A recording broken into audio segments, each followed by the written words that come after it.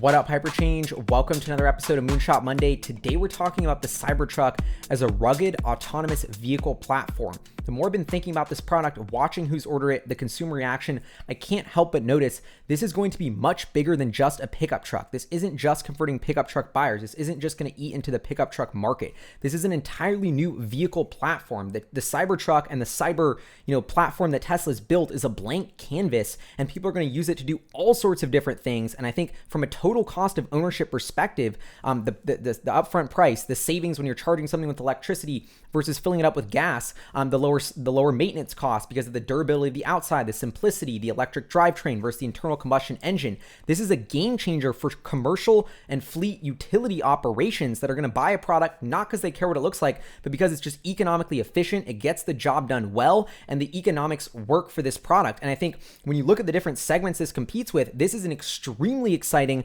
opportunity for the company. And I think my theory here, that's what the point of this moonshot is that Tesla's not just building the Cybertruck, they're getting ready to launch basically a cyber product line, a Cybervan, for delivery, maybe a cyber ride-sharing car for different ride-sharing fleets. And this could be an entirely new vehicle architecture for the company that goes on to sell hundreds of thousands, maybe even millions of units per year. So let's dive into that because maybe that sounds crazy. But just to give you a couple examples of cool orders of the Cybertruck, there was a mayor in Mexico that ordered 15 of the Cybertrucks for his police force of Ciudad Valles, 10 dual motor, 5 tri-motor designs, got this cool logo too, and just said it was a no-brainer for the police force. They're bulletproof, they're rugged, they're not that expensive, they work, they have a super long range. Additionally, the Dubai police force thought the same thing. They ordered one, has this epic skin, they tweeted it. So literally police forces are already placing pre-orders for this product. Additionally, Mark Frohnmeyer, a friend of mine, CEO of Arcimoto, said he just put in an order for Arcimoto's first Tesla Cybertruck for the FUV delivery fleet. The business case for this vehicle is a no-brainer. It's going to dominate. So I actually talked to Mark shortly after this, and he was explaining to me how big of an opportunity there is for a Cybervan. Something that could do autonomous last mile delivery is a huge egg to crack and a huge business opportunity that a ton of companies are swirling around that I think Tesla's cyber platform is actually perfect for. So that's why I got this idea of the Cybervan as potentially the next product that Tesla will launch on the cyber platform.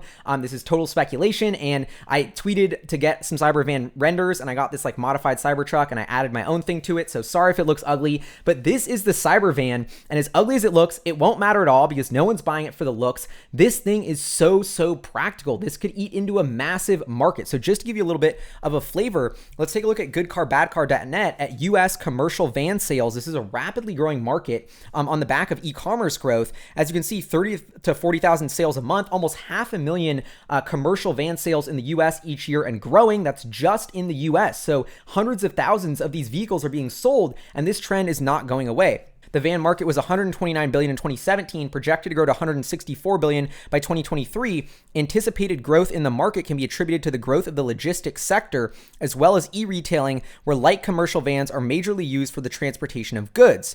Moreover, rising demand for last mile delivery of goods and growing SMEs and MSMEs, small medium businesses, are positively influencing the global van market. So essentially what is going on here is the more people that, deliver packages online, essentially as the digitization of our economy occurs and everything moves to the internet, that we need things to move stuff around in the real world. And these delivery vans are an amazing form factor. They're small enough to go on city streets. They can carry a bunch of cargo. So now let's talk about some tangible examples. Who is dealing in this business? Who's buying all the vans? Who's expanding their fleets? Amazon, of course. Who else? Amazon is vertically integrating into shipping. We know they say they don't want to compete head on with FedEx and UPS, but of course they do. They're working on the ship with Amazon thing. Amazon wants to bring all its logistics in-house. So there's a cutthroat competition between Ford, UPS, and Amazon to tackle this last mile delivery market. And it's huge and it's growing. And so Amazon, just for an example, in 2018, they launched this program where you could essentially own your own business, drive around as a contractor in these Amazon vans delivering packages. You've probably seen these vans all over the place. Originally, they ordered 4,500 of them. They had to quadruple their order to over 20,000 because demand was so strong and it was working out so well. Then, of course, you're probably familiar that just a couple months ago, Amazon, who's a large investor in EV startup Rivian, announced that they would be ordering 100,000 electric delivery vans from Rivian. That's right, 100,000 of these electric delivery vans. That's how pent up the demand is. Right now, they're driving around burning fossil fuels with these delivery vans. These are all going to have to get converted to electric, and they're so desperate for it that Amazon hates Tesla that they ordered them from Rivian, who's literally never even built a single car. I don't even think you can test drive their truck, but they already have an order for 100,000 of these electric vans because that's how bad Amazon needs them. And so when you think about this van sector, it's going to come down to all economics and cost. Who has the cheapest, most efficient batteries that last the longest, the powertrain that's the most reliable, maybe a stainless steel exoskeleton that you don't need to paint, that never chips, that never rusts, that doesn't need any maintenance. I mean, I think it's a no-brainer that these fleet utility vehicles are going to go electric. And then you start to talk about the savings of it costs about a third, 33%, to fill that up with electricity versus actually filling it up at the pump. So every time you drive it every week, those fuel and maintenance savings are adding up, making the total cost of ownership a no-brainer for electric. That's why Amazon is trying to buy all these cars from Rivian. So we have 500,000 commercial utility vans in just the US that need to be electrified. And I think Tesla's got the best technology by far. The Cybervan is perfect for this. We're not even talking about autonomy. Tesla I think they have the only strategy that makes any sense to actually achieve full autonomy. They have the vertically integrated autonomous stack. They have all these cameras and sensors in their cars that are training this neural net on a fully self-driving computer that they built themselves. And so every time you disengage autopilot, every time there's an incident, they're going back, looking at that footage, training the neural net, making it better. This feedback loop, which Tesla has about 1 million cars on the road right now, soon to be a few million, is refining their neural net, is giving them a huge edge in self-driving technology. And no other company on the planet has this flywheel going with millions of cars training their neural net. How do you think Google search got so good? You're training it every time you type a search into that box. Every time you drive your Tesla, you're teaching it how to drive as well. This is why it's a smart car, and it being connected to the internet and built digitally all on software is so important. No other car company on the planet has this. Rivian doesn't have a single car on the road to train their neural net. It's a joke if you think they're going to get to autonomy the same time as Tesla. And so Tesla, if they can be the first mover in autonomy, not only are we talking about savings from the cheapest batteries and them being the best at building these cars with a proprietary cheap stainless steel exoskeleton, but they're also going to be the only delivery vans that can drive themselves, so you don't need to have a driver. And so the cost savings there are huge. So my point is just this delivery van market, when you start to think outside the box of this cyber platform, what if they just bent the steel up and made a bigger frame and let you put packages in it? All of a sudden, have the best product in a 100 billion rapidly growing market that could sell hundreds of thousands of units a year. And nobody's even talking about that. And so the more and more I thought this van example is just one perfect sliver of an idea of this rugged autonomous vehicle platform that Tesla's working on. It's an entirely new way to manufacture cars with a steel exoskeleton. The mass is on the outside of the vehicle versus on the inside on the chassis. I mean, means they don't have to have a stamping press. Maybe this means that they can easily adapt the bed for more applications like the Cybervan or like I don't know what they're going to come up with.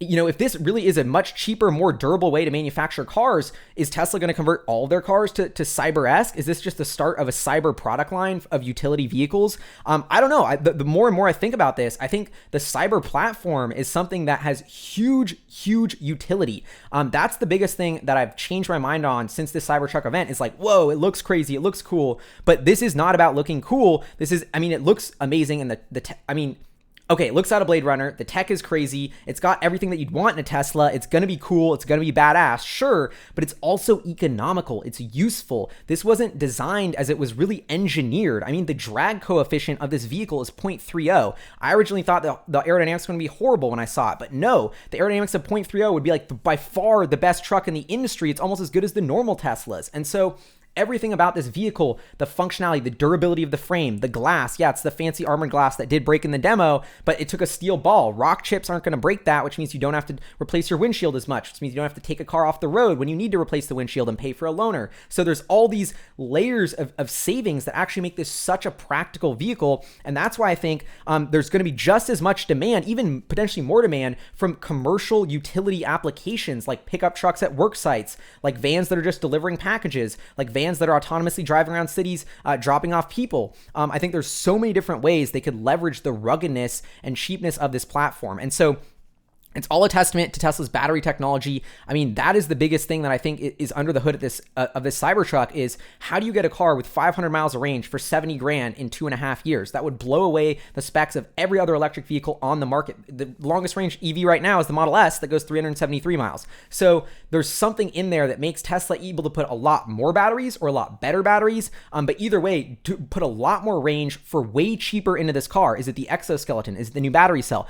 I don't know, but something about this Cyber platform is bringing a better value to consumers than anything we have ever seen in the market today or be announced by anyone in the market in the future. And so that is the Trojan horse here, is that the total cost of ownership of this vehicle makes it so compelling for so many different markets. I think we are just scratching the surface on Tesla's next vehicle platform. The Model 3 and Model Y, sure, that could be something that sells 1 million units per year, maybe even more. But I think the Cyber platform as well, Cybertruck and Cybervan, could do similar numbers. So that's my sort of outside the box moonshot for today. Would love to know what you think in the comments below. Do you think there's opportunity for Tesla to do a Cybervan? Do you think they're going to build on top of this platform, or is it just a one-off quirky pickup truck? Would love to know. Leave it below.